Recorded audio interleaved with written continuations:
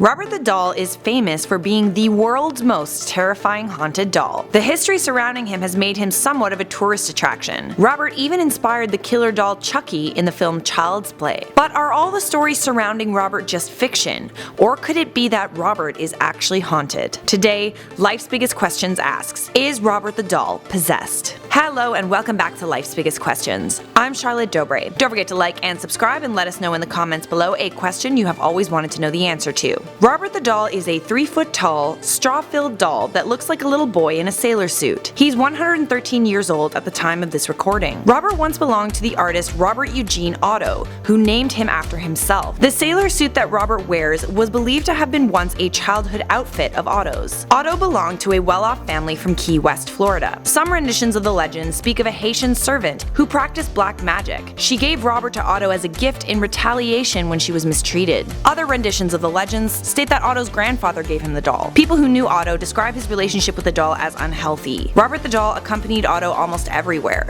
He spoke to the doll as if it were alive, and would often put on a voice and pretend to speak as Robert. Otto would often blame mishaps and problems on the doll. Occasionally furniture would become upturned and silverware scattered in their home. When Otto misbehaved, he would point to the doll and say, "I didn't do it. Robert did it." Robert sat in an upstairs window of Otto's home. Children who passed by the house were scared of him, and they avoided walking near it. They say that they saw Robert disappear and reappear in the window. But it seems the reason for Robert's apparent possession or supernatural powers is unclear. Nothing in the legend states that someone close to Otto died, and only some accounts speak of black magic done on Robert. According to people who knew Otto's family, a great deal of emotional energy was placed on Robert during Eugene's lifetime, and when he died, Otto's spirit could have remained attached to him. And it's not just Otto and his family who had strange experiences with Robert. When Otto died in 1974, his house, the artist house, was purchased by Myrtle Reuter, who put Robert in the attic. It seemed Robert continued to cause strange occurrences. Myrtle said that occasionally she would hear laughter and footsteps coming from the attic. Myrtle also said that Robert would move around the house on his own. Sometimes visitors would swear they saw his expression change to anger whenever someone talked badly about Otto. Finally, it seems Myrtle had enough because she donated him to the Fort East Martello Museum in Key West, Florida, where he has become somewhat of a tourist attraction. Thousands of visitors go to the museum just to see Robert, and they also send him letters.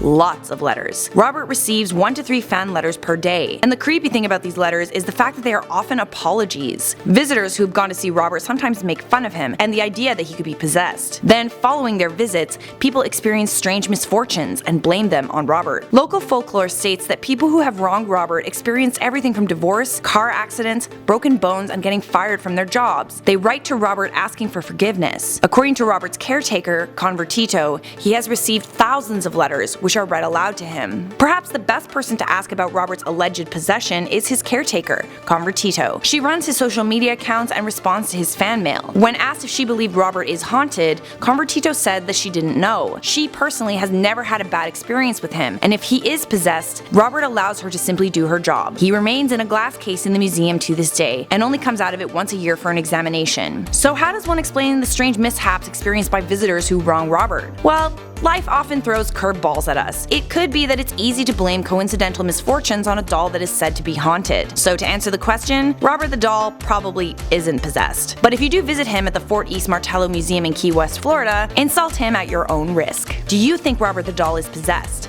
Let us know in those comments. For now, I'm Charlotte Dobre, and you've been watching Life's Biggest Questions. If you enjoyed this video, check out our playlist, Biggest What Ifs. As always, make sure notifications are turned on by clicking the bell, and we'll see you in the next video.